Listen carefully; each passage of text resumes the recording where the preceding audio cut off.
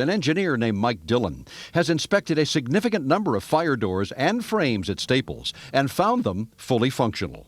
They say Dillon can find no basis for characterizing the arena as unsafe. But throughout all of this, the lawyers have refused to let us interview Mike Dillon. They also sent us this binder, titled Smoke Control Special Inspection Report, which they say documents a complete and successful acceptance test done on Staples' smoke control system, including its fire doors, in late 1999. They quoted Dillon as saying, "Nothing in those documents leads me to conclude that Staples Center is currently unsafe." We asked Townsend and other experts to examine the binder.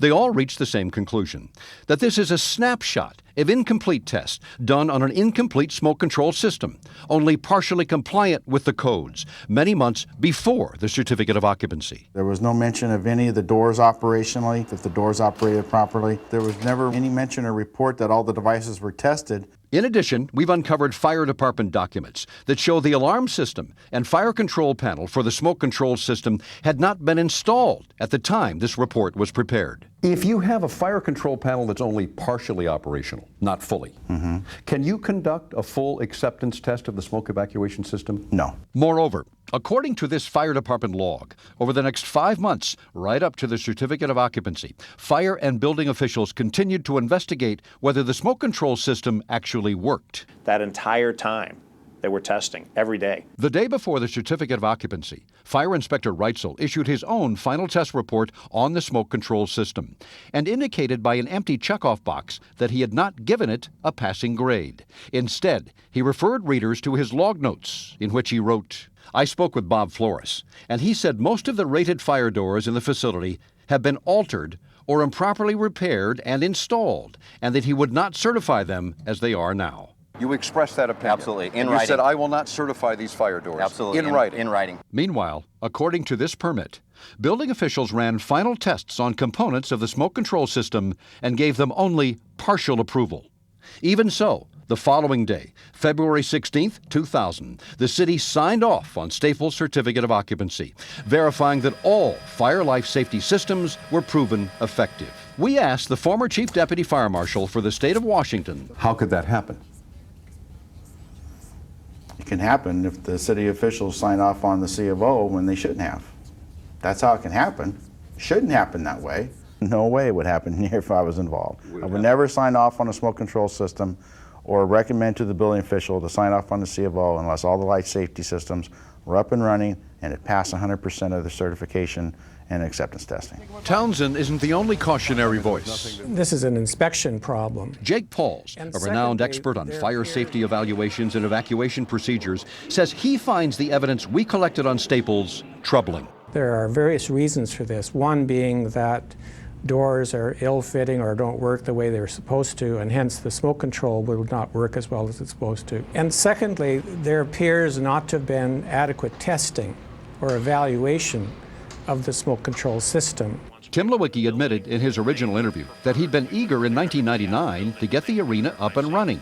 But he said neither he nor the city shortchanged any of the required fire safety tests for Staples. No favors were asked for, and we went through every standard test that any other building has to go through. But this report, prepared by Inspector Reitzel in late February of 2000, states the inspection schedule established by the Department of Building and Safety and the arena contractors was not practical. There was not enough time allowed for retesting deficiencies to meet the proposed certificate of occupancy date.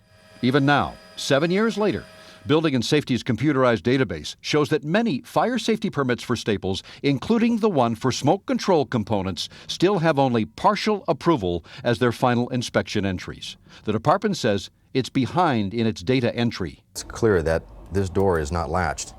You can see the offset from each other's face. We can see the light coming right through the bottom there as well. And we can clearly see that the margin here is very large. In the last of his recent trips to Staples, Bob Flores was accompanied by wheelchair-bound Richard Scaff, a former building inspector who has helped the mayor of San Francisco develop building standards to assist the disabled. Would these doors protect me? Or a person with another type of disability, or the general public? I couldn't tell you that this door would help keep you safe from migration of smoke or fire. So to say they would protect you, no, I wouldn't go anywhere near that. Bob Flores tells us he filed a report with the city back in 2000 explaining his concerns about the fire doors.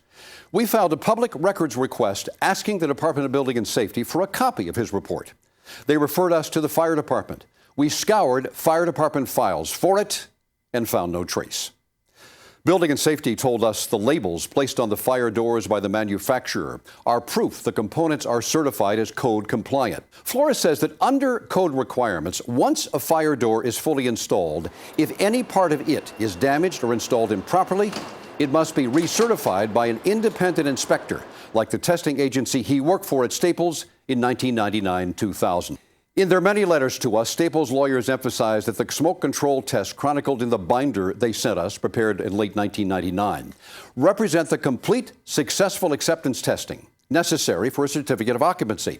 They do not explain why the city continued testing the smoke control system for the next 5 months. In one letter, Staples lawyers did acknowledge that Fire Inspector Neil Reitzel had conducted smoke control tests at Staples in early 2000. But they also claimed that Mr. Reitzel wasn't responsible for the smoke control aspects of the project. The fire department declined to let us interview Reitzel or any other officer. Staples lawyers also noted that Reitzel wrote the word completed on handwritten notes about the smoke control tests he ran. They claim this means the smoke control system was fully and successfully tested. Our experts take a different view. You can fully test anything. Whether it passes or not is a different story. Recently, Staples fire safety expert Mike Dillon contacted Bob Flores and talked with him about the fire doors. In a follow-up letter, Staples lawyers state, "We have reason to believe that Mr. Flores never advised the network, KNBC, that Staples fire doors present a hazard, either by virtue of their design, installation, or current condition." Bob Flores tells us this is incorrect, and he sticks by the statements he made to us on camera.